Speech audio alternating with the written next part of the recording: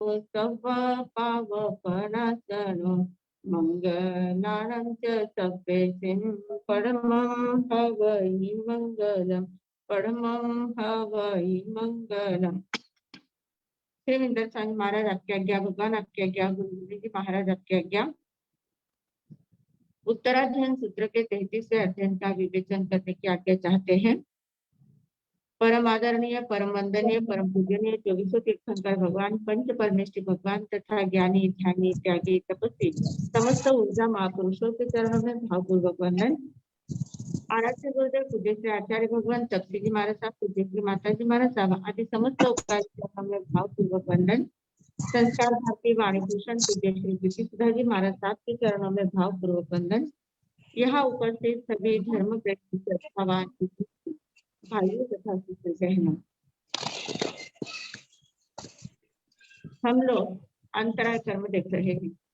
अंतराय कर्म में 5 प्रकार के अंतराय कैसे होते हैं उनका वर्णन हमने देखा है। दान, लाभ, भोग, उपभोग और वीर्य।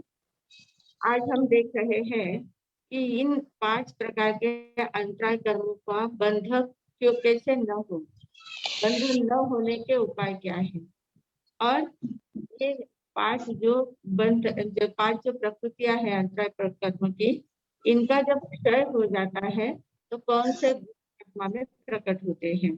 इन 2 बातों को आज देखने का हम प्रयास करेंगे। कल हमने थोड़ा सा देखा था कि दानांतर का बंधन न हो उसके लिए हमें क्या करना चाहिए। तो दान दे रहा है उसमें रुकावट नहीं लाना है, दान दे रहा है उसकी अनुमोदना करना है, किसी को दान देने के लिए प्रेरित करना है, कोई दान धर्म की प्रशंसा करना है, अंतर के मन से दान देने का प्रयास करना है। तो ये जब हम दान देते रहते हैं और दान की प्रशंसा करते हैं, करते हैं, तो हमारा दानांतराय कर्म जो है उसका क्षय होता है। और जब पूर्णतः क्षय हो जाता है, दानांतराय का पूर्णतः हो जाता है, तब अनंत दान लब्धि प्राप्त होती है। अनंत दान लब्धि 5 प्रकार की ये लब्धियां है, हमारे आत्मा में ही है। सभी गुण हमारे आत्मा में है और वे गुण फिर प्रकट होते हैं। जैसे हम अरिहंत के 12 गुण देखते हैं। अरिहंत भगवान में जो 12 गुण प्रकट होते हैं ना, वो कौन से 12 गुण होते हैं। केवल ज्ञानावर्ण कर्म का क्षय होता है तो केवल ज्ञान प्रकट होता है। दर्शनावर्ण कर्म का क्षय होता है तो केवल दर्शन प्रकट होता है। मोहनीय कर्म का क्षय होता है तो 5 बातें प्रकट होती है, 5 गुण प्रकट होते हैं।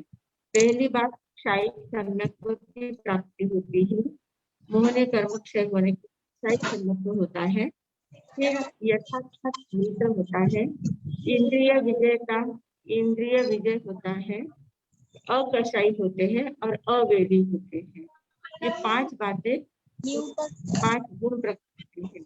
जो अरिहंत के 12 गुण हैं, उन 12 गुणों में मोहनीय कर्म के क्षय से प्रकट होते हैं। से एक एक गुण प्रकट होता है। अनंत ज्ञान, अनंत दर्शन, और ये 5 गुण, ये ऐसे 7 गुण होने के बाद चौथा जो अंतराय कर्म है, घाती कर्म में चौथा अंतराय कर्म है, वो अंतराय कर्म जब क्षय होता है तो अंतराय कर्म क्षय होने से भी 5 गुण प्रकट होते हैं। वे 5 गुण कौन से हैं। पहला है दानांतराय का जब क्षय होता है, दानांतराय कर्म का क्षय होता है तो अनंत दान लब्धि प्रकट होती है। अनंत दान लब्धि यानी क्या। भगवान कहाँ दान देने के लिए जाते हैं, उनके पास कौन से पैसे होते हैं, किसका दान देंगे वो। तो दान सिर्फ पैसों का ही नहीं होता है, दान अनेक प्रकार के होते हैं। हमने बहुत प्रकार के दान देखे थे।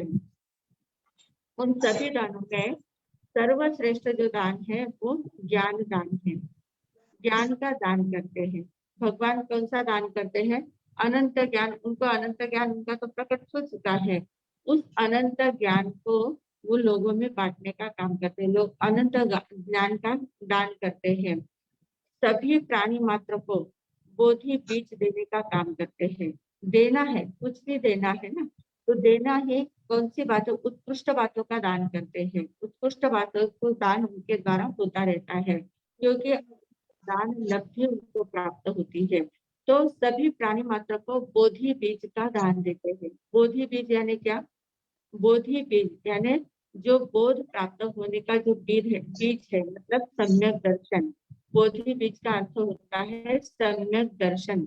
सम्यक दर्शन प्राप्त हो इस प्रकार की उपदेश, इस प्रकार की देशना वे देते हैं, ऐसा उपदेश देते हैं, ऐसा वातावरण समझाते हैं और लोगों को तुरंत जो भवी जीव होते हैं, तो जो निकट भवी होते हैं उनको तुरंत उसका बोध लग जाता है, बोधि बीज को प्राप्त कर लेते हैं। ऐसे बीज हम देखते हैं, बहुत सारे बीज होते हैं। सभी बीज फलित और पुष्पित नहीं होते हैं। बीज को फलित पुष्पित करने के लिए भी जो जमीन होती है, वो जमीन कैसी होनी चाहिए? एकदम उपजाऊ जमीन होनी चाहिए। जमीन तो वहां बीज डालते ही उससे वृक्ष तैयार हो जाता है। तो वैसे जिन जिनकी हृदय की भूमिका उपजाऊ हो जाती है, जिनकी पूरी पूर्व तैयारी होने के बाद उनके अंदर थोड़ा सा उपदेश देते हैं, थोड़ा सा बुद्धि भेज देते हैं, थोड़ा सा उपदेश देते हैं, तो तुरंत उनका तैयार हो जाता है, तुरंत उनका बीज अंकुरित होता है, पुष्पित होता है, फलित होता है और उसमें अलग अलग प्रकार से पल्लवित होने लग जाता है। तो ये बोधि बीज का दान बहुत बड़ा दान है। एक जीव को बोधि बीज का दान देना कितनी बड़ी पुण्य वाली का काम है, और भगवान तो कितने जीवों को बोधि बीज का दान देते हैं, तो वो अनंत की शक्ति है। तो बोधि बीज का दान तो करते ही है। उसके बाद आवाज नहीं आ रही बराबर? मथेंद्र महाराज जी आ रही है आवाज, तो आपकी क्लियर आ रही है। हाँ हाँ, प्राणी मात्र को मैत्री भाव, प्रेम भाव का दान देते हैं, महादान करते हैं, प्रेम भाव का दान करते हैं। सभी जीवों के साथ मैत्री भाव रखना है, सभी जीवों के साथ मैत्री भाव का दान करते हैं। मतलब मित्रता के परमाणु, उनकी ऊर्जा होती है एकदम पॉजिटिव ऊर्जा चारों ओर फैलती रहती है, पॉजिटिव ऊर्जा चारों ओर देते रहते हैं। तो वो इस प्रकार का उनका बहुत ज्यादा अनंत दान लक्ष्मी जो है, ये दान लक्ष्मी इस प्रकार का दान देने का काम करती है। तो कौन कौन सी बातें? सबसे पहले दान, ज्ञान का दान देते हैं। दूसरी बात बोधि बीज का दान देते हैं। तीसरी बात मैत्री भाव का दान देते हैं और प्रेम का दान देते हैं और सभी के पास पॉजिटिव ऊर्जा देने का काम करते हैं, पॉजिटिव ऊर्जा का भी दान वो करते जाते हैं। इस प्रकार अनेक प्रकार के दान उनके द्वारा निश्चित होते, वो देते नहीं है ऐसा उपकार करके देते नहीं है किसी को। हम लोग क्या करते हैं, दान देते हैं तो ऐसा जताते हैं कि हमने तुमको दान किया है, तुम्हारे ऊपर उपकार किया है, ऐसे उपकार की भावना से नहीं देते हैं, उनके द्वारा लुटाया जाता है, अपने आप जाता है, अपने आप दिया, तो जानबूझकर नहीं देते हैं, क्योंकि उनको जानबूझकर देने की जरूरत ही नहीं है। उनको न प्रसिद्धि चाहिए, न किसी प्रकार की कोई अपेक्षा है किसी से, वो सिर्फ देने का काम करते हैं। तो ये अनंत दान लक्ष्मी है। अनंत दान लक्ष्मी इस प्रकार का काम करती है जो अरिहंत परमात्मा में प्रकट होती है। दूसरी बात है लाभांतराय। लाभांतराय कर्म जो होता है, लाभांतराय कर्म क्या करता है? हमें लाभ नहीं होने देता है, किसी वस्तु की प्राप्ति नहीं होने देता है। तो उसको कर्म का शोषण करने के लिए क्या करना है? तो किसी बात का लाभ होता है तो उसमें अंतराय नहीं डालना है, उसको लाभ होने के लिए हमें सहायता करनी है। अगर कोई कुछ काम कर रहा है, कोई बिजनेस कर रहा है या कुछ भी काम कर रहा है, तो उसको कोई पढ़ाई कर रहा है तो उसको हमें हेल्प करनी चाहिए कि तुम्हें किसी भी प्रकार से उसमें लाभ होना चाहिए, लाभ बराबर होना चाहिए। जिसको किसी को लाभ हो रहा है तो उसकी ईर्ष्या नहीं करना है, ईर्ष्या बिल्कुल नहीं। उसको इतना लाभ हो जाता है, वो इतना सा काम करता है, इतना उसको फायदा हो जाता है, मैं इतनी मेहनत करता हूँ मुझे कुछ भी नहीं मिलता है। तो इस प्रकार के भाव से जब हम ईर्ष्या भाव हमारे मन में आता है तो हमारा और भी लाभांतराय कर्म गाढ़ा होता जाता है। और अगर हम उसकी अनुमोदना करते हैं, उसकी प्रशंसा करते हैं, उसकी स्तुति करते हैं, तो हमारा लाभांतराय कर्म जो है वो क्षम होते जाता है। दूसरों को लाभ होते हुए देखकर हम जब प्रसन्न होते हैं तो हमारा लाभांतराय कर्म कम होता जाता है। वैसे ही किसी को कोई कोई काम कर रहा है और काम करते करते उसका काम बिगड़ रहा है, तो बिगड़ रहे काम को हम देखते हैं, हमें ध्यान में आ रहा है कि उसका काम बिगड़ रहा है, तो तुरंत वहां होके जाना और उसके काम को सुधार देना। वो जो जो मेहनत कर रहा है तो उसके मेहनत का उसको फायदा होना चाहिए, इससे उसका बिगड़ता हुआ काम सुधारने का काम करना, निस्वार्थ भाव से सुधारना है। जब हम ऐसा करते हैं तो हमारे अभ्यंतरा कर्म का क्षयक्षम हो जाता है। जिनके सभी लोग प्लीज म्यूट हो, डिस्टर्ब हो रहा है, किसी का चालू है आवाज, सब म्यूट कर लीजिए। हाँ जी, तीसरी बात, रिश्तों में माधुर्य लाना है।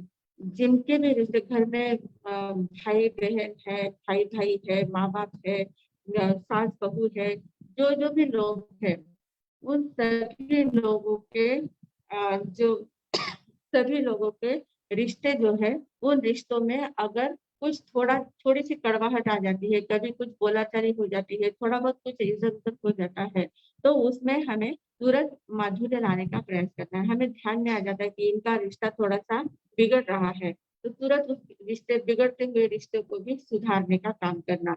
जब हम बिगड़ते हुए रिश्ते को भी सुधारते हैं, तो इसके कारण से हमें हमारे लाभांतराय कर्म का क्षयक्षम होता है। ये बहुत हमें लगता है कि ये कितना, कहाँ रिश्ता बिगड़ता है उसको सुधारना, कहाँ लाभांतराय कर्म, पर इनका कनेक्शन बहुत जोरदार होता है। हम जब दूसरों का रिश्ता सुधारते हैं, जो रिश्ते होते हैं वे अपने आप सुधरते जाते हैं, और हमें रिश्तों के द्वारा जो अपने लोग होते हैं उनके द्वारा कुछ न कुछ लाभ होते रहता है। हमारे लाभांतराय कर्म का क्षय होता जाता है, क्योंकि हर एक व्यक्ति से कुछ न कुछ हमारा लेना देना काम होता ही है, तो हर एक व्यक्ति के पास से हमें सहजता से कुछ न कुछ लाभ हो जाता है, तो ये लाभांतराय कर्म का क्षम हो जाता है रिश्तों में माधुर्यता लाने से। फिर वातावरण को प्रसन्न रखना है। हम जहाँ भी जाते हैं, हमारे जाने से वातावरण में प्रसन्नता होनी चाहिए, सब लोगों को एकदम आनंद होना चाहिए। हमारा अस्तित्व ही ऐसा होना चाहिए कि हमारे जाते से सबके चेहरे पर हंसी आनी चाहिए, मुस्कुराहट आनी चाहिए, अरे वाह आप आ गए क्या, बहुत अच्छा किया, तुरंत ऐसा सबको लगना चाहिए। तो वातावरण में प्रसन्नता, कुछ हंसी मजाक करना है, थोड़ा सा खेल हंसाना है, सबको हंसाना है, खुद भी हंसना है, प्रसन्न वातावरण कर देना है। थोड़ा सा कहीं गमगीन हो रहा है, किसी की कुछ बोलचाल हो रही है, वह एकदम विषय चेंज करके वातावरण को प्रसन्न करने का प्रयास करना है। अगर ये सारी बातें हम करते हैं तो हमारा लाभांतरा कर्म का क्षय होता है। तो लाभांतरा कर्म का जब क्षय हो जाता है, पूरी तरह से लाभांतरा कर्म क्षय हो जाता है, तो हमें अनंत लाभ लब्धि प्रकट होती है। हमारे अंदर अनंत लाभ लब्धि प्रकट होती है। अब ये लाभ लब्धि क्या करती है, किस चीज का लाभ होता है, तीर्थंकर को या केवली भगवान को लाभ किस चीजों का होगा है उनको लाभ होता है, आत्मा में हमारे अनंत गुण है, तो सारे गुण प्रकट होने लग जाते हैं, गुणों का लाभ होता है, अंतर के गुण प्रकट हो जाते हैं, और अंतर के गुण, अंतर का ऐश्वर्य प्रकट हो जाता है, अंतर की समृद्धि प्रकट हो जाती है। अंतर की समृद्धि के प्रकट होने के कारण से सभी प्रकार से लाभ ही लाभ होता है, किसी प्रकार की कोई अपेक्षा रहती ही नहीं है, बिना अपेक्षा का सब कुछ मिलता जाता है, सब कुछ उनके सामने हाजिर होता है। 34 अतिशय होते हैं, 35 वाणी होती है, अष्टमहाप्रतिहार्य है, तीर्थंकर परमात्मा का तो कितना वैभव होता है, वो सारा लाभ उनको अपने आप हो जाता है, उनको अपेक्षा किसी चीज की नहीं होती है। पर जब ये लाभांतराय कर्म का क्षय हो जाता है, तो इस प्रकार का लाभ चारों ओर से उनके पास में आते जाता है, सभी गुण प्रकट हो जाते हैं। इतना बड़ा, वो तो कितना बड़ा लाभ है, हमारे सभी गुण दबे हुए हैं, इसलिए हमें बाहर की चीजों की आवश्यकता लगती है। हमारा अंतर में ध्यान नहीं है, आंतरिक गुणों को हमने प्रकट नहीं किया है, अंतर के आनंद को प्रकट नहीं किया है, इसलिए हमें बाहर से आनंद ढूंढना पड़ता है, बाहर में आनंद ढूंढते हैं, बाहर में वस्तु की अपेक्षा करते हैं, व्यक्ति की अपेक्षा करते हैं, इसमें लाभ होना चाहिए, उसमें लाभ होना चाहिए, ये फालतू बातों की लाभ की अपेक्षा हमारी होती रहती है। पर जो वास्तविक लाभ है, वास्तविक लाभ हमारे अंतर में ही है, आत्मा में ही अनंत गुण होते हैं। वे गुण जब प्रकट हो जाते हैं तो इतना अनंत लाभ मिलता है कि बाकी सभी संसार की सभी बातें बातें उसके आगे तुच्छ लगने लग जाती है। इतना बड़ा लाभ उनको मिलता जाता है। तो ये अनंत लाभ लगती है। इन सभी बातों से वे समृद्ध होते, आंतरिक वैभव से समृद्ध होते जाते हैं। तो इतना बड़ा लाभ है, इसके अलावा दूसरा कोई लाभ हो ही नहीं सकता। इतना श्रेष्ठ लाभ उनको होता जाता है। फिर तीसरी बात है भोगांतराय। भोगांतराय कर्म हम पग पग पर भोगांतराय कर्म का बंध करते रहते हैं। और भोगांतराय कर्म के कारण से क्या होता है, खाने पीने की जो चीजें हैं उनमें हमें कहीं ना कहीं अंतराय पड़ती जाती है। हमें जो अपेक्षा है, बहुत इच्छा है, ये खाना है, वो खाना है, टेस्ट बहुत अलग अलग प्रकार की आती है और शरीर की डिमांड अलग अलग होती है और शरीर को चलने वाली बातें अलग होती है। डिमांड अलग होती है, इच्छा अलग होती है, पर शरीर को ये नहीं चलता, वो नहीं चलता, ये तकलीफ है, वो तकलीफ है। तो कहीं पित्त की तकलीफ है, कहीं गैस की तकलीफ है, कहीं बहुत ज्यादा शुगर है, कहीं बीपी है, कुछ ना कुछ ऐसी बीमारियां लग जाती है पीछे कि बहुत सारे रिस्ट्रिक्शन हमारे खाने पीने पर आ जाते हैं। तो ये सारे भोगांतराय कर्म के कारण से होते हैं। तो फिर इस भोगांतराय कर्म को क्षय करने के लिए क्या करना चाहिए? भोगांतराय कर्म को अगर क्षय करना है तो उसके लिए हमें क्या करना है कि भोग्य पदार्थों की जो प्राप्ति होती है, भोग्य पदार्थ यानी खाने पीने की जो भी चीजें जहाँ पर भी होती है, उनमें जिसको भी कोई प्राप्ति होती है उसमें विघ्न नहीं डालना है। किसी को खाने पीने की चीजें बराबर मिल रही है तो उसमें विघ्न नहीं डालना है, क्या भी इतना देने की कोई जरूरत नहीं है, इतना इतना बहुत हो गया है, इस प्रकार से नहीं करना है। पशु है, पक्षी है, नौकर चारक चाकर है, दीन है, दुखी है, गरीब है, अभावग्रस्त लोग है, जो भी व्यक्ति होते हैं उन सभी के खाने पीने की व्यवस्था करना, अपनी यथाशक्ति व्यवस्था करना। हमारे घर बंगला है, घर है, जहाँ भी है, वहाँ परिसर में बहुत सारे पक्षी लोग आते रहते हैं।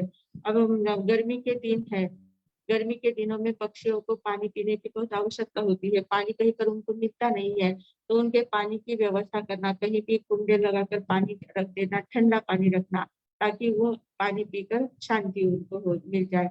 ऐसे पक्षियों को है, पशुओं को चारा देना है। जो भी जहाँ गौशालाएं चलती है, जहाँ जहाँ भी हमें रास्ते में भी बहुत सारे पशु पक्षी मिलते रहते हैं, तो उनको खाने पीने की व्यवस्था, उनके पानी की व्यवस्था करना।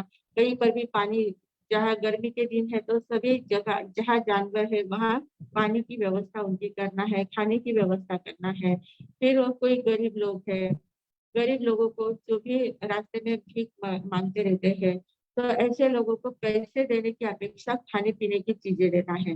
पैसे देना, पैसा कभी नहीं देना है, गरीब लोगों को कभी पैसे नहीं देना है, उनको खाने पीने की चीजें दे देना है, उनका पेट भर जाए इतना खाना पीना उनको दे देना है। तो इस प्रकार का हम जब खाने पीने की व्यवस्था सभी की करते जाते हैं तो हमारी भोगांतराय कर्म क्षय होते जाते हैं। भोगांतराय कर्म जैसे जैसे क्षय होते जाते हैं वैसा हम भोगने के काबिल हो जाते हैं, वैसे हमें सब कुछ मिलता जाता है। और फिर जो लोग ऐसे पान पोई की व्यवस्था करते, पानी की व्यवस्था करते हैं, या अभी कोरोना काल में बहुत लोगों को बहुत तकलीफ में लोग थे, तब बहुत सारे ऐसे लोग भी थे, महाभाग ऐसे भी थे कि जो एक एक महीने का किराने का सामान, सब कुछ जो खाने पीने की जो चीजें लगती है वो सारे गरीब लोगों को या जिन जिन को चाहिए उन सबको बांटते थे। बहुत लोग टिफिन बना बना कर लोगों को, जहाँ कोरोना हो जाता था, घर में क्वारंटाइन हो जाते थे, तो उनके घर में टिफिन पहुंच जाते थे। तो इस प्रकार की जो सेवा करने वाले लोग होते हैं उन लोगों को अनुमोदना करना, उन लोगों की अनुमोदना करना, उनको प्रेरणा देना और हमारे द्वारा यथाशक्ति उनको मदद करना कि आप कर रहे हो तो हमारी ओर से भी इतना कर देना, उनको मदद करते जाना। तो इस प्रकार जब हम करते जाते हैं तो हमारे भोगांतराय कर्म का क्षय होता जाता है। और भोगांतराय कर्म जैसे जैसे क्षय हो जाता है तो हमारे अंदर से अनंत भोग लब्धि प्रकट होती है, अनंत भोग लब्धि प्रकट होती है। हमारे हमारी भोगने की क्षमता कितनी होती है, हमारी भूख बहुत कम होती है, थोड़ा सा खाए कि हम एकदम तृप्त हो जाते हैं और थोड़ी देर के लिए वापस एकदम पेट भरा रहता है, पेट भरा है तब तक हमें वापस कुछ खाने पीने की इच्छा नहीं होती है। पर 3-4 घंटे बीते कि वापिस भूख लगती है, वापिस खाने पीने की इच्छा हो जाती है। मतलब हमारी भोग की क्षमता जो है वो बहुत छोटी क्षमता है। थोड़ा-सा भोगते हैं, तुरंत तृप्त हो जाते हैं, वापिस थोड़ी देर के बाद वापिस भोगने की इच्छा होती है, वापिस तृप्त हो जाते हैं। तो ऐसी हमारी बहुत मानव की या पशु की या हम सभी लोगों की क्षमता बहुत कम होती है। भोगने की क्षमता कम है, बहुत सारा थाल परोस के आता है, पर उसमें से हम कितना खा पाते हैं? घर में इतनी सारी रसोई बनती है, पर उसमें से हम कितना खा पाते हैं? 2 रोटी, 3 रोटी, ज़्यादा से ज़्यादा, इससे ज़्यादा कोई नहीं खाता है। तो उतनी ही हमारी क्षमता है भोगने की। पर जब अनंत भोग लब्धि प्राप्त हो जाती है, तो अनंत भोग लब्धि प्राप्त होने के बाद इतनी भोग की शक्ति बढ़ जाती है, पर भोग की क्षमता इतनी भोगने की बढ़ जाती है, पर वो कौन-सा भोग होता है? अनंत आनंद का भोग होता है। अनंत गुण तो अंदर में प्रकट हो जाते हैं। अनंत गुण जो प्रकट हुए हैं, उन गुणों को भोगने की क्षमता प्रकट हो जाती है। इसे खाने-पीने की चीज़ों की भोगने की क्षमता नहीं होती है। उसमें खाने-पीने का कोई ज़्यादा उनको भूख भी नहीं लगती है, प्यास भी नहीं लगती है। क्योंकि वेदनीय कर्म जो है, वो वेदनीय कर्म उनका जो अघाती कर्म है वेदनीय कर्म, पर तीर्थंकर परमात्मा या केवली परमात्मा को जब वेदनीय कर्म रहता है तो वो असाता वेदनीय उनका क्षय हो जाता है, सिर्फ साता वेदनीय कर्म उनका बचा रहता है। तो साता वेदनीय के कारण से न उनको भूख लगती है, न प्यास लगती है। इसीलिए दिगंबर अन्याय में कहा जाता है कि तीर्थंकर परमात्मा केवली परमात्मा जो होते हैं, वे भोजन नहीं करते हैं, ऐसी उनकी मान्यता है। तो क्यों ऐसी मान्यता क्यों है? क्योंकि उनकी अनंत भोग लब्धि प्रकट हो जाती है। अनंत भोग लब्धि लब्धि में वे क्षण-क्षण में अनंत ज्ञान को, अनंत गुणों को भोगते जाते हैं, अनंत आनंद को भोगते जाते हैं। उनके शरीर की इतनी क्षमता बढ़ जाती है और शरीर की क्षमता बढ़ने के कारण से एकदम सुखोपभोग कंटिन्यू उनका सुखोपभोग चलता रहता है। सुख की अनुभूति उनकी कंटिन्यू चलती रहती है और अनंत आनंद का अनुभव भी लेते रहते हैं। मतलब अनंत गुणों का भोग उनका सतत चालू रहता है। तो इस भोग के कारण से उसके आगे हमारा जो खाने-पीने का भोग है, वो एकदम से तुच्छ है, कुछ भी नहीं है। खाने-पीने की उनको जब भी आवश्यकता भी पड़ती है, तो उनका आहार कभी किसी को दिखता भी नहीं है। वो कब आहार करते हैं, कब निहार करते हैं, उनका कुछ क्योंकि शरीर है, शरीर से शरीर ऐसे देखा जाए तो उनका परम औदारिक शरीर हो जाता है। 12वें गुणस्थान में हमने देखा था, 12वें गुणस्थान में शरीर में से सभी बादल, निगोद के जीव सभी निकल जाते हैं। निगोद के जीव निकल जाने के कारण से पूर्ण शरीर ऐसा इतना परम औदारिक शरीर बन जाता है, इतना शुद्ध पवित्र शरीर बन जाता है, स्फटिक जैसा बन जाता है, उसमें किसी भी प्रकार की कोई भी गंदगी रहती नहीं है। शरीर में किसी प्रकार की गंदगी उनके रहती नहीं है और उनके शरीर में से सुगंधहीन सुगंध बाहर निकलती रहती है। जहाँ भी वो जाते हैं वातावरण एकदम अलग प्रकार का महसूस होता है। तो ऐसा उनका अस्तित्व बन जाता है। तो ये सभी प्रकार का भोग उनका कंटिन्यू चालू रहता है। तो ये अनंत भोग लब्धि है। अनंत भोग लब्धि भोगांतराय सिर्फ खाने-पीने में अंतराय देती है। पर अनंत भोग लब्धि जो है वो अनंत गुणों को भोगने की शक्ति प्रदान करती है, इतनी क्षमता प्रदान करती है। तो ये बहुत बड़ी बात है अनंत भोग लब्धि की। फिर आगे है उपभोगांतर। उपभोगांतर कर्म क्या करता है? उपभोगांतर यानी क्या?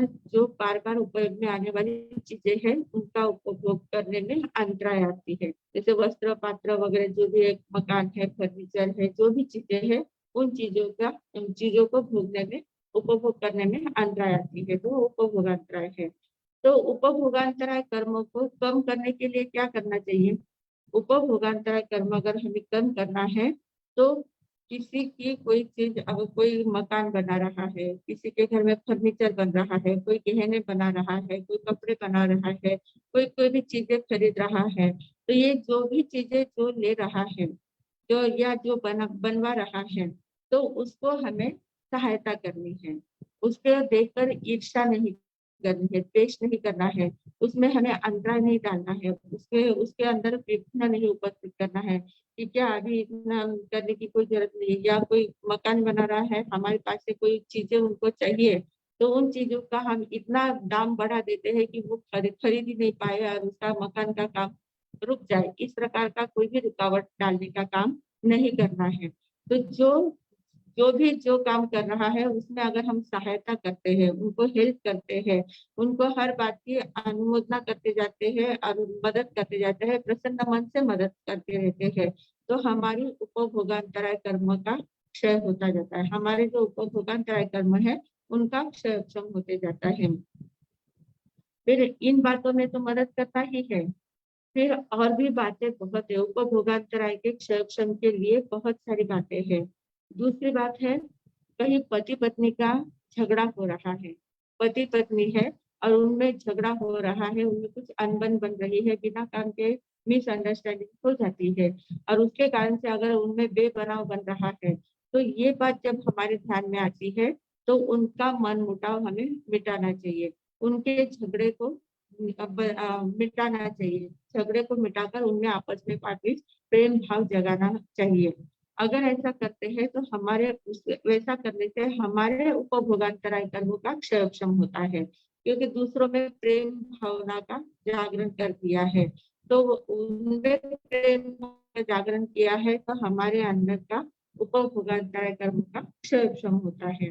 दूसरी बात है, कोई भक्त है, कोई साधना कर रहा है, साधक है, कोई साधना में बैठा है, तो जो साधना में बैठे हैं, साधना कर रहे हैं, उनको साधना करने में सहायता करनी है। वो जब जैसे कोई ध्यान में बैठा है, वहां पर बहुत ज्यादा गर्मी हो रही है या बहुत ज्यादा मच्छर आ रहे हैं या कुछ ऐसा उनको डिस्टर्ब हो, इस प्रकार का अगर वातावरण है, तो वहां का वातावरण हमें चेंज करना आना चाहिए। गर्मी हो रही है तो उसको ठंडक की व्यवस्था कर देना चाहिए। मच्छर आ रहे हैं तो वहां पर मच्छरदानी वगैरह बांध के उसको जैसे ही साता पहुंचा सकते हैं वैसे साता पहुंचाने का काम करना है। या कोई साधना कर रहा है तो उसको किसी प्रकार का कोई डिस्टर्ब ना करे, इस प्रकार का हमें ध्यान रखना है, हम भी डिस्टर्ब ना करें, दूसरे भी ना करें। उसका कुछ काम है तो वो काम हम निपटा लें और वो उसको साधना करने में हमें मदद कर दे। इस प्रकार जो भी भक्त है या जो साधक है, साधना कर रहा है तो उसकी साधना में हमें सहायता करनी है।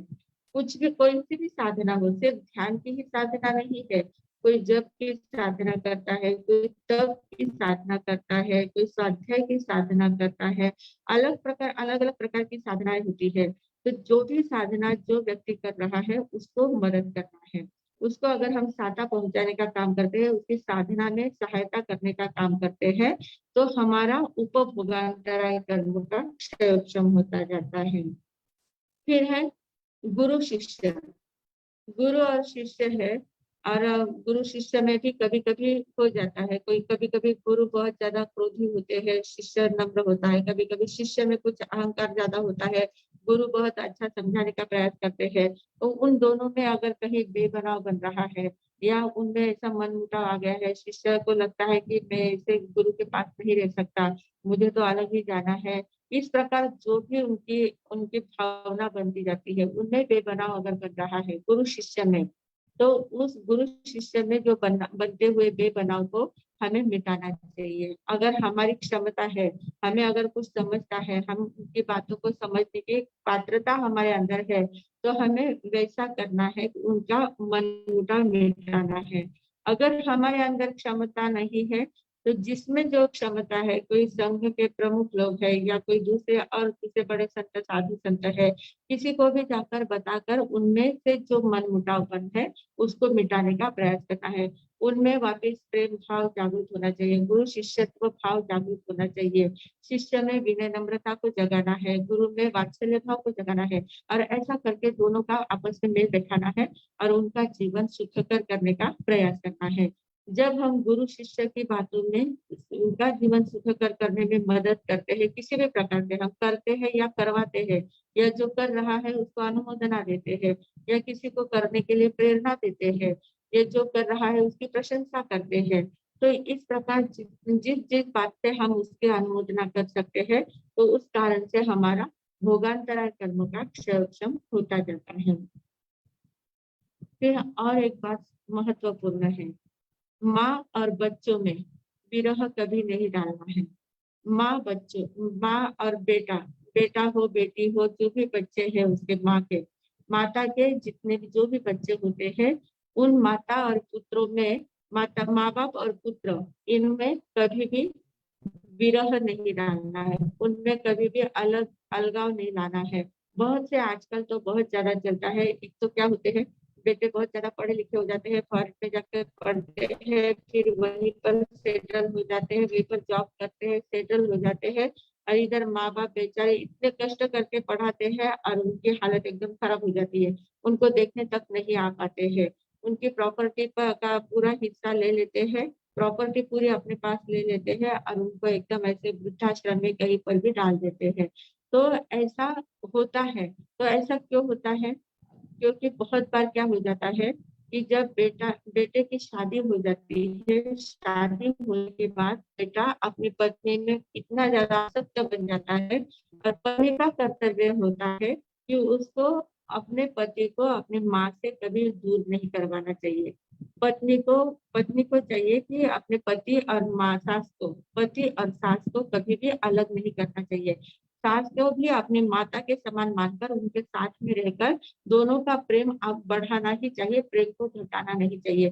किसी भी प्रकार की शिकायत करके, पति के कुछ काम करके माँ और बेटों में कभी भी विघ्न नहीं डालना है। माता पुत्री है, माता पुत्र है, माँ बाप है, दोनों मतलब जो माता पिता होते हैं और उनकी जो संतान होती है, तो उनमें जहाँ विरह की बात आती है, तो वहाँ हमें उस विरह को मिटाना आना चाहिए, उनको इकट्ठा करना है, एक साथ रहने के लिए प्रेरणा देना है, बेटे को भी समझाना है, माता पिता को भी समझाना है, और दोनों को आपस में बैठा कर प्रेम प्यार से साथ में रहने की आदत डालने का प्रयास करना है। अगर ऐसा हम करते हैं, तो ऐसा करने से हमारा उपभोगांतराय कर्म का क्षयक्षम हो जाता है। उपभोगांतराय कर्म का क्षयक्षम होता है। ये बहुत बड़ी बात है। मतलब कितनी बातें इसमें आ गई हैं। पति पत्नी का झगड़ा मिटाना है, भक्त की साधना में सहायता करना है, गुरु शिष्य में बेबना हो तो उनमें मेल मिलाप करना है, और माता और माँ बाप और संतान, उनका विरह नहीं करना है, उनको इकट्ठा करना रखना है, उनको अलग नहीं होने देना है। इतनी बातें अगर हम करते हैं, तो उपभोगांतराय कर्म का क्षयक्षम हमारा होता है। तो ये उपभोगांतराय कर्म का जब क्षयक्षम होता है, तो उपभोगांतराय कर्म के क्षय के कारण से हमारे अंदर अनंत उपभोग लब्धि प्रकट हो जाती है। अनंत उपभोग लब्धि प्रकट हो जाती है। तो ये अनंत उपभोग लब्धि क्या करती है? ये अनंत गुणों का सातत्य से उपभोग कराती है। अंतर में गुण प्रकट हो जाते हैं, और हर एक गुण में एक एक विशेषता होती है। अनंत अनंत प्रकार के गुण होते हैं, सभी गुणों में कुछ न कुछ विशेषताएं होती है। तो उन गुणों का आस्वाद हमें सतत मिलता जाता है, उन गुणों का उपयोग हम सतत देते हैं। जैसे हमारा थोड़ा सा ज्ञान खुल जाता है, थोड़ी सी बात हमारी समझ आ जाती है, तो हम उस ज्ञान का उपयोग करते हैं, ज्ञान का उपभोग लेते हैं, ज्ञान का उपयोग करते हैं, ज्ञान का उपयोग करने से औरों को भी उससे लाभान्वित करने का काम करते हैं। तो मतलब उसका उपभोग हम लेते हैं। जब हमारी ज्ञान की बातें किसी को अच्छी लगती है, तो कोई अच्छा कहता है, प्रशंसा करता है, तो हमें एकदम आनंद होता है, हम आनंद से भर जाते हैं कि चलो हमारा ज्ञान इतना काम आया है। तो ये एक तो हमारा तो कितना है, क्षयक्षम ज्ञान है, हमारा क्षायी ज्ञान नहीं है, अनंत ज्ञान नहीं है, बहुत सूक्ष्म ज्ञान है, इतना सा ज्ञान हमारे पास होता है, और उस ज्ञान का भी हमें इतना लाभ होता है, उस ज्ञान का भी हम इतना उपभोग ले सकते हैं, उसका इतना आनंद ले सकते हैं। तो जिनके पास अनंत ज्ञान प्रकट हो चुका है, अनंत दर्शन प्रकट हो चुका है, तो उनको कितना आनंद होगा, कितना उपभोग वो लेते होंगे, अनंत गुणों का कितना उपभोग उनका चलता होगा, मतलब उनमें क्षमता कितनी है, उपभोगने की क्षमता भी कितनी ज्यादा है। हमारे पास तो थोड़ा सा ज्ञान बढ़ जाता है, तो हमें वो हम पचा नहीं पाते हैं, उस ज्ञान का उपभोग पूरा नहीं कर पाते हैं, तुरंत हमें कहीं अहंकार आ जाता है, कहीं हम दूसरों को एकदम कम देखने लग जाते हैं, अपने आप को बहुत बड़ा ज्ञानी समझने लग जाते हैं। इस प्रकार हमारी भावना, हम उस ज्ञान को भी पूरा पचा नहीं पाते हैं। थोड़े से गुण हमारे अंदर प्रकट होते हैं, तो उन गुणों को भी पचाने की शक्ति हमारे अंदर नहीं होती है। पर जिनको केवल ज्ञान प्राप्त हो जाता है, जिनके ये अनंत भोगांतराय कर्म, अनंत भोग लब्धि, उपभोग लब्धि जिनको प्राप्त हो जाती है, उनमें कितनी क्षमता होगी, इतने अनंत गुण है, उन अनंत भोगने की क्षमता उनके अंदर आ जाती है और उनको वे आराम से उपभोग करते जाते हैं। बिल्कुल भी किसी प्रकार की उद्विग्नता उनके शरीर में नहीं होती है। उनका परम औदारिक शरीर होता है। परम औदारिक शरीर अंतर से भी ऐश्वर्य और बाह्य भी इतना बड़ा ऐश्वर्य होता है। अंतर बाह्य समृद्धि का वे उपभोग लेते रहते हैं। तो इतना अनंत सुखों का उपभोग उनका चलता रहता है। तो ऐसा उपभोग अनंत उपभोग लब्धि के कारण से अनंत गुणों का उपभोग सातत्य से उनका चलता रहता है। तो इस प्रकार यह अनंत उपभोग लब्धि काम करती है। फिर आखिरी है विद्यांतराय कर्म। विद्यांतराय कर्म क्या करता है? विद्यांतराय कर्म हमारी शक्ति को कुंठित करता है, रोकने का काम करता है। जो पुरुषार्थ करने के भाव जागते हैं, उन पुरुषार्थ को होने नहीं देता है। कुछ करने के भाव जागते हैं, सत्कार्य करने के भाव जागते हैं, तो सत्कार्य नहीं होने देता है। कुछ सेवा भक्ति करनी है तो वो भी नहीं होती है। कुछ काम करना है, साधना करनी है तो साधना भी नहीं होती है। सामयिक प्रतिक्रमण करना है तो वो भी नहीं होता है। माला का जप करना है तो वो जप भी हमारा नहीं होता है। स्वाध्याय करनी तो स्वाध्याय भी नहीं हो पाती है। किसी भी प्रकार का पुरुषार्थ हमारा जागरूक नहीं होता है। अंतर का पुरुषार्थ हमारा निर्माल्य हो जाता है, एकदम दब जाता है, उत्साह नहीं आता है, हम एकदम उत्साहहीन हो जाते हैं। तो ये किसके कारण से होते हैं? वीर्यांतराय कर्म के कारण से। तो ये वीर्यांतराय कर्म को अगर क्षम करना है, इसको क्षय करना है, वीर्यांतराय कर्म को क्षय करना है, तो इसके लिए क्या करना है कि हमारी शक्ति को कुंठित नहीं होने देना है। शक्ति कुंठित हो जाती है, क्यों होती है? क्योंकि हम कर्माधीन हो जाते हैं, उदयाधीन बन जाते हैं। कर्म उदय में आए और हम उसी के अनुसार करने लगते हैं। हम अपना अस्तित्व ही खो देते हैं। अपना अस्तित्व जब खो देते हैं, पर में इतने आसक्त बन जाते हैं, तो वो कर्म हमें और भी ज्यादा निर्माल्य करने का काम करते हैं। तो जब ऐसी अवस्था है, हमें ध्यान में आया है कि नहीं, मुझे अभी बहुत आलस्य आ रहा है, पर ये काम मुझे करना चाहिए, ये काम मेरा होना ही चाहिए, इतना पुरुषार्थ मुझे करना ही है, ऐसा पुरुषार्थ करने का भाव मन में जागता है और वो पुरुषार्थ करता ही है। कितने भी विघ्न आए, कितना भी आलस्य आए, कुछ भी करे, वीर्यांतराय कितने भी विघ्न खड़े करे, पर फिर भी अगर हम पुरुषार्थ से करने का प्रयास करते हैं, उस शक्ति को कुंठित नहीं होने देते हैं, तो वीर्यांतराय कर्मों का क्षय अपने आप होने लग जाता है। फिर परोपकार करना है, दूसरों के ऊपर उपकार करने की भावना। उपकार मतलब उपकार जताना नहीं है, पर दूसरों का कल्याण करने की भावना करना। कुछ भी उनको मदद करना है, उनको सहायता पहुंचाने का काम करना है, जो भी हमें पॉसिबल है वो सारा काम उनका करते रहना है। तो ऐसे उपकार की भावना जब हम करते हैं, तो दूसरों के ऊपर अगर हम कुछ काम, दूसरों का कुछ काम करते हैं, तो हमारी विद्यांतराय कर्म की शक्ति जो है वो उसका क्षय होने लग जाता है। फिर अप्रमत्त होकर धार्मिक क्रियाएं करना है। धार्मिक क्रिया कहीं पर भी चलती हो, क्लास चल रहा हो, व्याख्यान चल रहा हो, या स्वाध्याय चल रही हो, या प्रार्थना चल रही हो, या कहीं ध्यान साधना चल रही हो, जहाँ कहीं पर भी धार्मिक क्रियाएं चल रही है, वहां हमें अप्रमत्त भाव से जाना है, प्रमाद नहीं करना है बिल्कुल भी। अप्रमत्त अवस्था में एकदम जागरूक होकर जाना है, जागृति पूर्वक जाना है। सिर्फ सभी जा रहे हैं इसलिए हमें जाना है, स्थानक में अभी सब लोग जा रहे हैं तो हमें भी जाना चाहिए, क्लास में सब लोग बैठ रहे इसलिए हमें भी बैठना है, ऐसा नहीं। हमें अपनी शक्ति को जागरूक करने के लिए क्लास को अटेंड करना है, अपनी शक्ति को जागरूक करने के लिए व्याख्यान में जाना है, अपनी शक्ति को जागरूक करने के लिए साधना करना है। तो ऐसा मन में दृढ़ विश्वास रखते, संकल्प करके जब हम क्रिया करते, धार्मिक क्रियाएं करते हैं, तो उसके कारण से हमारी विद्यांतराय कर्मों का क्षय होता जाता है। फिर साधु संतों की मनोभाव से सेवा करना है। सेवा करना है, पर सेवा भाव कैसा होना चाहिए? जताना नहीं है कि हम आपकी इतनी सेवा कर रहे हैं, हम आपको इतना ये कर रहे हैं, ऐसा नहीं। जताना बिल्कुल नहीं है, एकदम गुप्त रूप से सेवा हो जानी चाहिए। कहीं से कहा कुछ लाके दे दिया, कुछ क्या कर कैसे साता पहुंचा दी, कैसे गोचरी पानी की साता पहुंचा दी, उनके विहार की कैसे साता पहुंचा दी, विहार भी कर रहे हैं तो विहार में साथ में चले हैं तो उनको उतनी साता पहुंचा दी। इस प्रकार अनेक प्रकार की सेवाएं होती है। वो कभी कहते नहीं है, साधु संत हमारे जैन साधु संत जो होते हैं वो कभी कहते नहीं कि आप लोग हमारी सेवा करो, ऐसा कभी नहीं कहते हैं।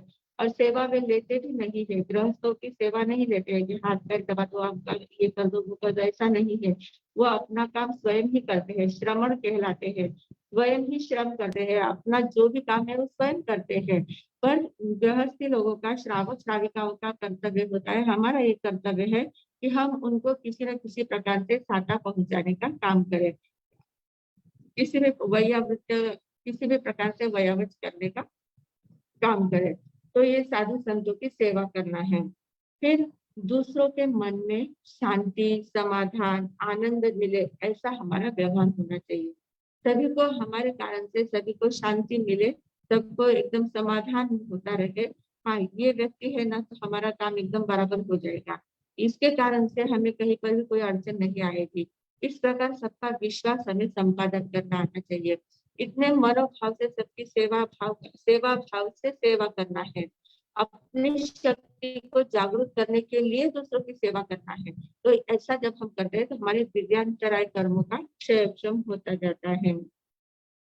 फिर कुछ भी अध्ययन करना है या स्वाध्याय करना है या कुछ भी पठन पाठन करना है तो पूर्ण उत्साह पूर्वक करना है। महाराज साहब ने कहा है इसे याद करना है, पाठांतर करना है तो वो करते रहना है। जैसे टाइम मिलेगा, नींद आती है, थोड़ी सी नींद आती है, थोड़ा उत्साहहीन अवस्था है, पर वो करना है ना तो हाथ में किताब लेके बैठ जाते हैं, करने रट्टा मारने बैठते जाते हैं। तो ऐसा नहीं, उत्साह पूर्वक करना है कि ये मेरे काम की चीजें हैं, इसमें मेरे आध्यात्म, मेरी आत्मा को कुछ प्रेरणा मिलने वाली है, आत्मशक्ति का जागरण होने वाला है, आत्मशक्ति जागृत होने में सहायता होने वाली है। तो इस हिसाब से, इस विश्वास के साथ, इस श्रद्धा के साथ धर्म ध्यान करना है। कुछ भी अध्ययन करना है, है, शास्त्र ज्ञान करना है, जप करना है, तप करना है, जो भी करना है करना भी और करवाना भी। कोई अगर करता है तो उसको भी उत्साह करना उसके अंदर भी, अरे वाह इतनी बड़ी बढ़िया स्वाध्याय कर रहा है, अरे वाह इतना अभ्यास कर रहा है, ऐसी परीक्षा दे रहा है, अरे वाह इतना कौतुक उसका करना। सबका ऐसा मतलब उत्साह बढ़ाना, सबका भी बढ़ाना और स्वयं भी उत्साह पूर्वक काम करना है। जब हम छोटा बच्चा भी अगर किताब लेके बैठता है, पढ़ाई करता है, तो हम अगर उसका कौतुक करते हैं, उसको एकदम अच्छे से उसकी अनुमोदना करते हैं तो वो भी आनंद से भर जाता है और दुगुने उत्साह के साथ वो अभ्यास करता है। तो वैसे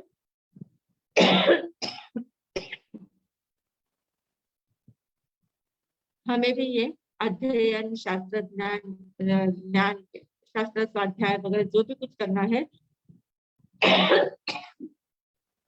उत्साह पूर्वक करना है। फिर समाज सेवा करना है। जिस समाज में हम रहते हैं, जिस समाज के कारण हम सुरक्षित है, हमारा धर्म सुरक्षित है, हमारा धर्म ध्यान, धर्म स्थान सब कुछ सुरक्षित है, तो उस समाज की सेवा करना हमारा कर्तव्य होता है।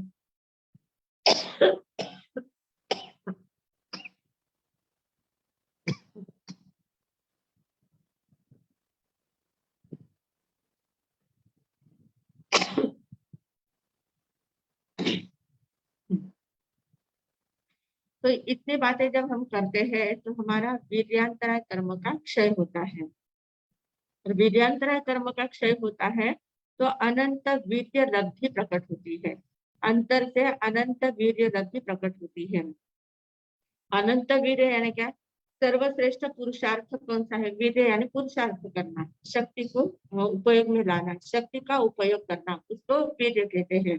तो तो ये जो वीर्य यानी क्या, जो पुरुषार्थ है, तो सर्वश्रेष्ठ पुरुषार्थ कौन सा होता है? सर्वश्रेष्ठ पुरुषार्थ है अंतर से जागृत रहना, जागृति रखना। ये बहुत बड़ा पुरुषार्थ है। हमें लगता है कि हाँ हम तो जागते ही हैं, हम कहाँ सो रहे हैं। ये सोना नहीं है। हम मोह निद्रा में सोए हुए हैं। मोह निद्रा में ऐसे सोए हुए हैं कि हमें सत्य असत्य का पता नहीं चलता है। हमारी निद्रा कंटिन्यू चालू ही है, दर्शन मोहनीय कर्म का, दर्शनावर्णीय कर्म का उदय है हमारा है ही, तो हम निद्रा में ही है। हम जागरूक कब होते हैं? जब दर्शनावर्णीय कर्म का क्षयक्षम होता है तब हम जागरूक होते हैं, और दर्शन मोहनीय कर्म जब बाजू में हटता है तब हमारी जागृत अवस्था जागरूक होती है। तो जागृति लाने के लिए बहुत बड़ा पुरुषार्थ करना पड़ता है, सतत जागरूक रहना, सतत जागरूक रहना, जागते रहो, जागते रहो। हम कब मूर्छा भाव में चले जाते हैं हमें पता नहीं चलता है। चलते हैं हम, चलते चलते एकदम मूर्छित अवस्था में चले जाते हैं। चल रहे हैं, बराबर रास्ता है, चल रहे हैं, पर कहाँ चल रहे हैं, कैसे चल रहे हैं वो कुछ भी पता नहीं। नीचे कुछ कीड़े मकोड़े कुछ है, जीव जंतु है, वो कुछ देखते नहीं है, चलते हैं एकदम मूर्छित अवस्था में चलते हैं। जो भी काम करते हैं, अब प्रतिक्रमण करते हैं, प्रतिक्रमण हमें पूरा याद है, पूरा रट्टा मार लेते हैं, तो प्रतिक्रमण फटाफट फटाफट बोलते जाते हैं, पर मन में दूसरे विचार चलते रहते हैं, ध्यान किसी और रहता है, कोई कुछ बोल रहा है उसकी ओर ध्यान चला जाता है। यह पार्टियां हमारी बोलते रहते हैं, तो ये ऐसी अवस्था नहीं, इसको जागृत अवस्था नहीं कहते हैं। ये कौन सी अवस्था है? ये मूर्छित अवस्था है। तो जागृत अवस्था यानी सतत जागरण, मैं अभी क्या कर रहा हूँ। ज्ञाता और दृष्टा भाव से सतत देखते रहना है। मैं अभी बोल रहा हूँ, मैं अभी खा रहा हूँ, मैं अभी चल रहा हूँ, मैं अभी ऐसा काम कर रहा हूँ, मेरे द्वारा ये हो रहा है, मेरे द्वारा वो हो रहा है, मेरे हाथ काम कर रहे हैं, मेरे पैर इस प्रकार से काम चल रहे हैं। सतत जागृति अंदर से एक ध्यान पूरा अपने अंदर होना चाहिए, इससे जागृत अवस्था कहते हैं।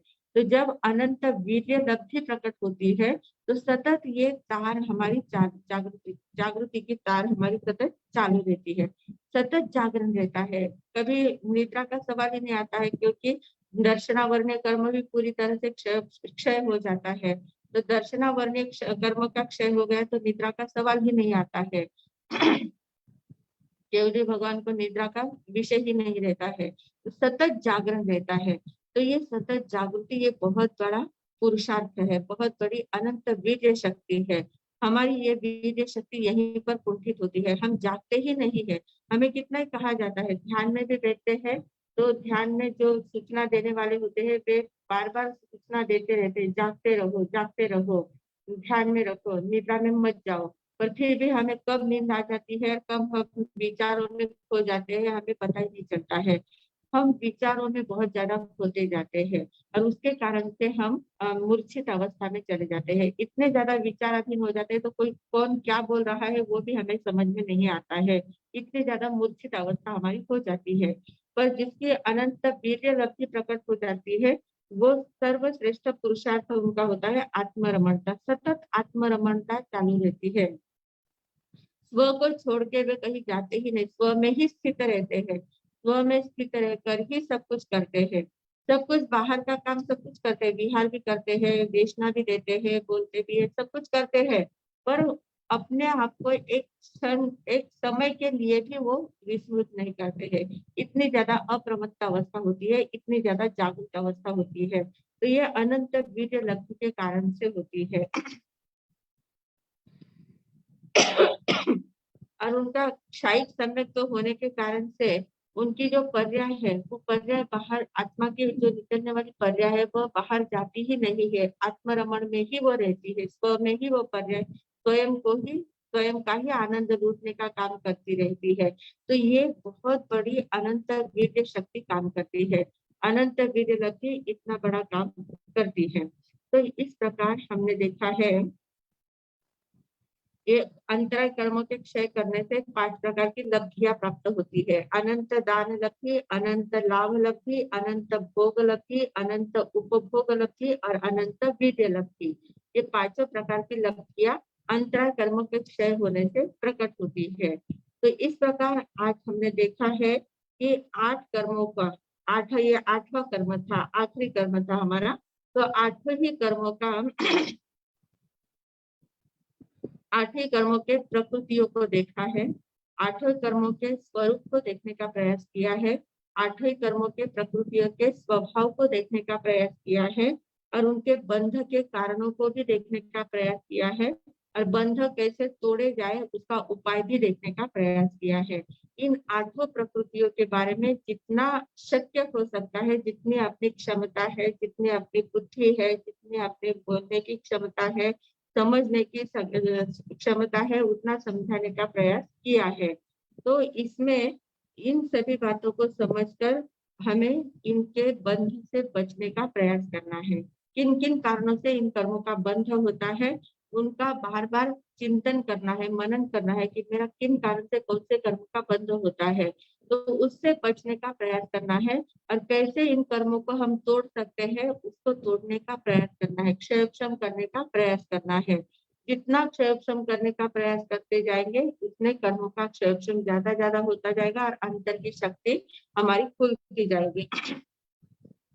और जब हम इनसे बचकर चलेंगे, बंध के जो कारण है, इन कारणों से जब हम बचकर चलते हैं, राग द्वेष से दूर रहते हैं, प्रीति और प्रीति भाव से दूर रहते हैं, और बचकर हम जब अपना काम करते जाते हैं, तो जो चारों ओर से कर्म बंध हमारे ऊपर हो रहे हैं, आत्मा के और चारों ओर से जो कर्म बंध हो रहे, कर्म का आश्रय हो रहा है, वो आश्रय कहीं ना कहीं रुक जाता है, संवर हो जाता है, और धीरे धीरे उसकी निर्जरा होने लग जाती है, और हमारी आत्मशक्ति शुद्ध बुद्ध और मुक्तता की ओर प्रयास करती है, प्रगति की ओर आगे बढ़ती जाती है।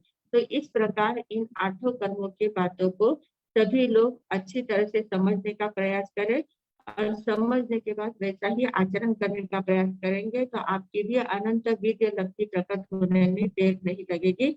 इतना ही बोलकर अब मैं विराम देती हूँ। ओम शांति। और अगले क्लास से हम इसके आगे की जो गाथाएं है, उसमें स्थिति है, हर एक कर्म की कितनी स्थिति है, उसके क्या क्या प्रकार है, वो सारा देखने का प्रयास करेंगे। आज तक हमने 15 गाथाएं देख ली है, आगे की गाथा अवसर आने पर देखेंगे। आज इतना ही।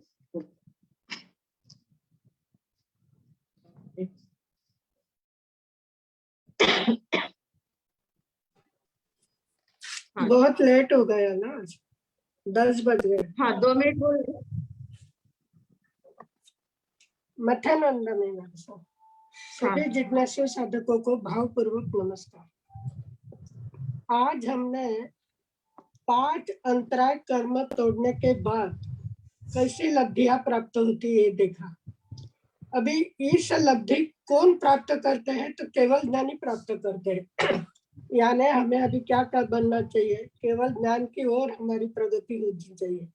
जिस समय हमें केवल ज्ञान होगा, क्योंकि कर्मों का आश्रय हो रहा है, उस आश्रय को रोकना है, संवर करना है, संवर से निर्जरा, और निर्जरा होते होते सारे कर्मों का जब क्षय हो जाएगा, तब हम क्या बनेंगे, सारे कर्मों का क्षय होने के बाद हमें केवल ज्ञान प्राप्त होगा, और उस समय हमारे अंतर अनंत लब्धियां प्राप्त होगी। यानी आज हमने जो लब्धियां देखी हो, किनकी देखी है, तीर्थंकर परमात्मा की। तीर्थंकर भी हमारे जैसे सामान्य ही थे, लेकिन इतना पुरुषार्थ करके गए, इतना पुरुषार्थ किया कि एक दिन सभी विश्व के क्या हो गए, वंदनीय बन गए। तो ये सब वंदनीय बनने के लिए कितनी महत्वपूर्ण बातें आज हमने जानी है। कि अभी अंतराल कर्म में 5 बातें हमने देखी।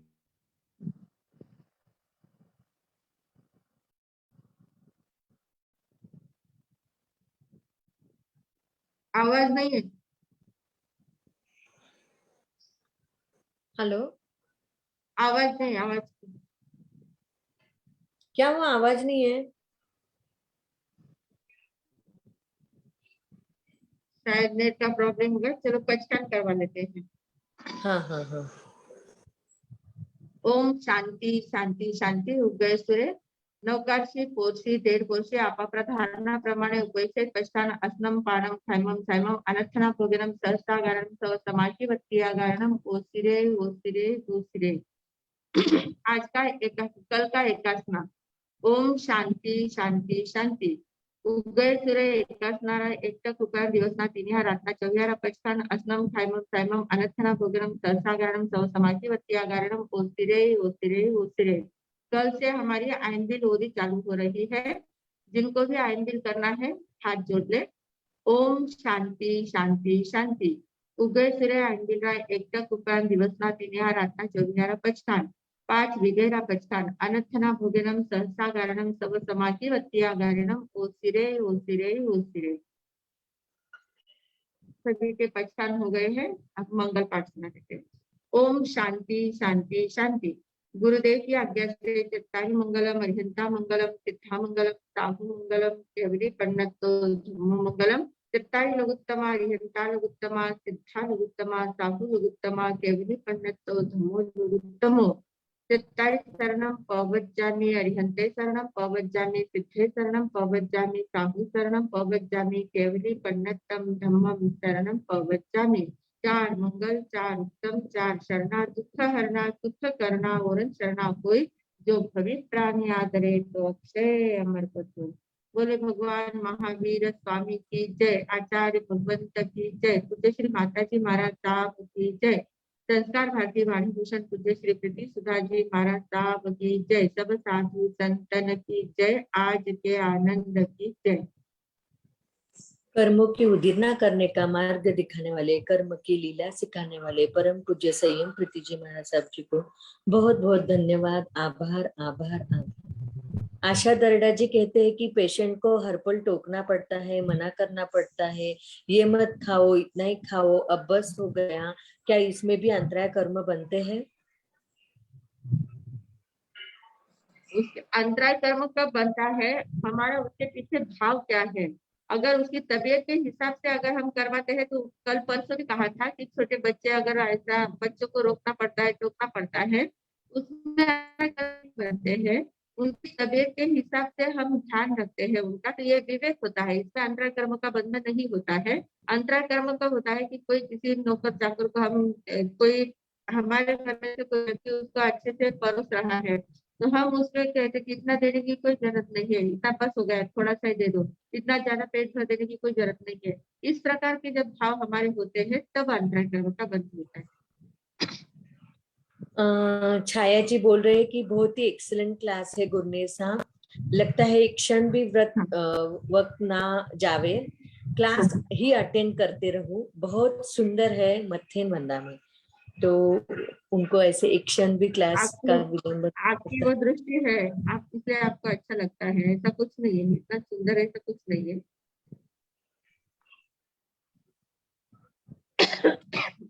हाँ जी। फेसबुक पे भी 2-3 मैसेज आए हैं कि आइंबिल की होली का भी महत्व बताएंगे तो अच्छा रहेगा। और हमेशा साधता रहने के लिए मतलब अंतराय कभी आनी नहीं चाहिए, इसलिए कुछ है क्या? और उपाय बताए है, वो उपाय अगर करते रहे तो अंतराय आएगी नहीं। अंतराय कर्म का क्षय होता जाएगा। और हम कभी भी किसी के बारे में अंतराय आए ऐसे चाहते नहीं है, पर हमारे ही इसमें हमेशा अंतराय आती है, तो ये अंतराय कर्म ही ऐसा हुआ। हमें लगता है, ऐसा नहीं होता है। हमें लगता है ऐसा कि हमें ही ऐसे अंतराय आती है, सबको आती रहती है, हर का अलग अलग प्रकार होता है। और किसी को सहन करने की शक्ति होती है तो उनको इतना कुछ लगता नहीं है, उसे वे आराम से सह लेते हैं। कोई कोई सहन नहीं कर पाते तो उनको बहुत ज्यादा लगता है। बाकी फर्क कोई नहीं होता है सब में। अभी हमारे अंतराय कर्म का क्षय नहीं हुआ है। अगर क्षय हुआ होता तो फिर हमारे अंदर उपलब्धियां प्रकट हो जाती ना। तो उपलब्धियां प्रकट नहीं हुई मतलब क्षय नहीं हुआ है अभी तक। तो थोड़े बहुत प्रमाण में अंतराय तो आती ही रहती है, पर हमें दूसरों की अंतराय दिखती नहीं, अपनी ज्यादा दिखती है। ज्ञानावरणीय कर्म हमारे कैसे कम हो जाएंगे, इसके बारे में भी बोलना। वैसे तो स्टार्टिंग में ही आपने बोला था ना आज का हाँ हाँ, वो हुआ था ज्वाइन अपना हुए विषय। रहेंगे। हाँ। आप वीडियो देखेंगे तो स्टार्टिंग में ज्ञानावरणीय कर्म के बारे में ही बोला हुआ है, कैसे कर्म की निर्जरा हो सकती है। बहुत जनों के मैसेज आए कि बहुत ही अच्छा लग रहा है क्लास, क्योंकि जैन दर्शन और सकल स्थानकवासी जो नए नए लोग हमारे जुड़ रहे हैं फेसबुक पे, उन्हें बहुत अच्छा लग रहा है। बहुत ही अच्छा क्लास है। मथिन वंदामी इतना अच्छा क्लास हमने पहले के सभी क्लास मिस किए, वो कहाँ से मिलेंगे आपको? फेसबुक पे और यूट्यूब में मिल जाएंगे। इतने मैसेज है महाराज साहब जी, 72 मैसेजेस है। बहुत जन सुन रहे हैं, तो आप सभी को बहुत लोगों बहुत का प्रेम इतना ज्यादा है ना, प्यार बहुत ज्यादा है। लगता है ऐसा ऐसा ही कुछ है नहीं, पर उनको इतना ज्यादा लगता है।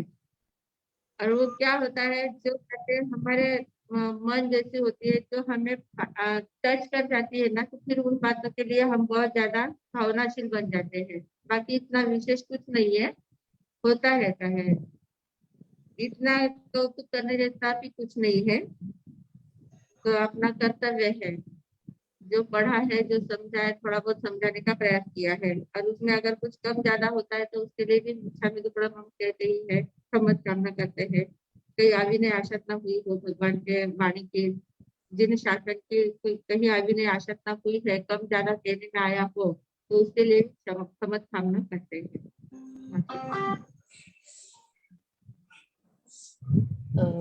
बहुत बहुत धन्यवाद महाराज साहब जी।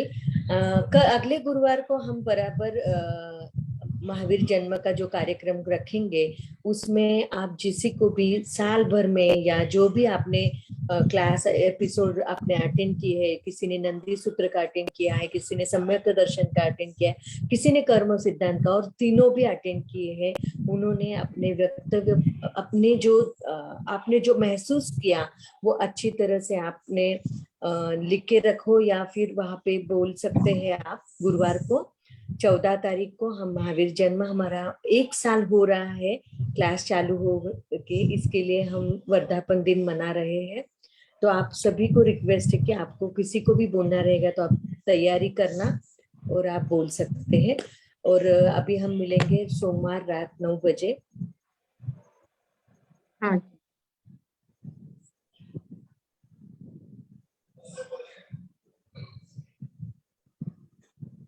1 मिनट है, शकुताई को कुछ बोलना है, 1 ही मिनट।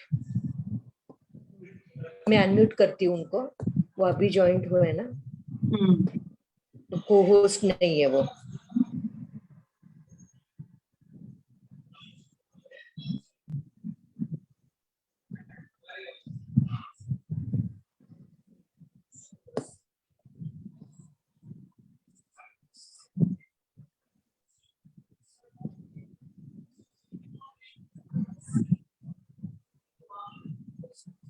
आपको भेजा है मैंने अनम्यूट करने का।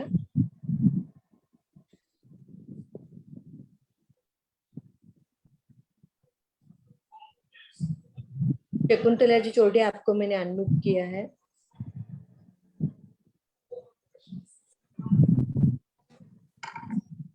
अभी आया है। नहीं, आज की क्लास बहुत सुंदर थी और बहुत बोलने का भी ये था मेरा, पता नहीं, लेकिन अंतरय कर्म चल रहे हैं ना, तो अंतरा आ गई और नेट बंद हो गया था, चालू हुआ। ठीक है, नेक्स्ट टाइम उस पर चर्चा करेंगे।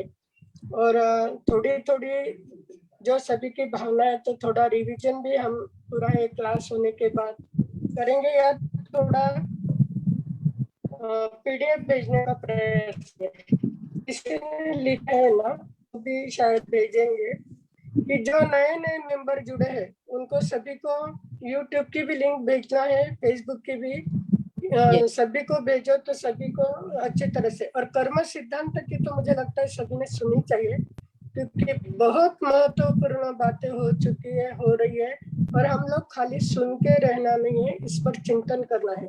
ये आज जैसे हमारे सब ने थोड़ी अपनी ये ली थी, रिवीजन ली थी कि कर्म यानी क्या, कर्म बंध के कारण क्या, कर्म की 10 अवस्था जो बताई थी, बंध, सत्ता, उदीर्णा, उद्वर्तना, अपवर्तना, संक्रमण वगैरह, तो इन सभी बातों को ध्यान में रखना है, खाली सुनना और नहीं। 8 कर्मों की मूल प्रकृति और उसके उत्तर भेद भी हमने देखे, बहुत सारी बातें, क्योंकि आज हमारा 48वां क्लास हुआ, 15 गाथा पर 48वां क्लास हुआ है, तो बहुत सारी बातें हो चुकी है।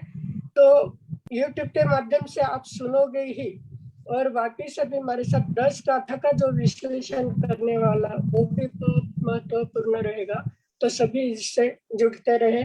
और अर्चना जी ने सभी को सभी को निवेदन किया ही है कि महावीर जयंती के दिन हमारा वर्धापन दिन आता है। वर्धापन दिन यानी महावीर जयंती के दिन ही हमने शुरू किया था और करते करते 1 साल बीत गया।